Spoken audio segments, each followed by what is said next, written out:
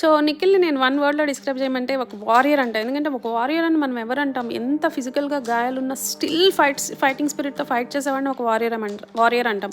నిఖిల్ విషయంలో అది true 100% apt. ఎందుకంటే తనకు ఒక 4 వీక్స్ నుంచి ఫుల్ గాయాలున్నాయి, అయినా కానీ తను అన్ని టాస్కులు తను ప్రాణం పెట్టి ఆడుతున్నాడు. బిగ్ బాసే అన్నాడు రక్తం చిందించి మీరు టాస్క్లు ఆడారని. రోహిణి అనింది అయ్యి బాబాయ్ నిఖిల్ ఇంత దెబ్బలతో ఆడుతున్నాడని. విష్ణుప్రియ చెప్పింది బజ్లో తను రోజు మెడికల్ రూమ్కి వెళ్తున్నాడు, అయినా కానీ అవి ఎక్కడా చూపించకుండా సింపతి ట్రై చేయకుండా తను ఒక వారియర్ లాగే ఫైట్ చేస్తాడు. అలాగే ఎమోషనల్గా తను చాలా వీక్ ఉన్నాడు. 2 అమ్మాయిలు వచ్చారు మా ఫీలింగ్స్తో ఆడుకున్నా ఉన్నారు, మమ్మల్ని తొక్కేసావు నీ గేమ్ కోసం అన్నారు, అయినా వాళ్ళని ఒక్క మాట అనలేదు. వాళ్ళు వెళ్ళేటప్పుడు నవ్వుతూ వాళ్ళని పంపించాడు. ఆ ప్లేస్లో వేరే వాళ్ళు ఉంటే ఎలా రియాక్ట్ అయ్యే వాళ్ళో మనం ఊహించుకోవచ్చు.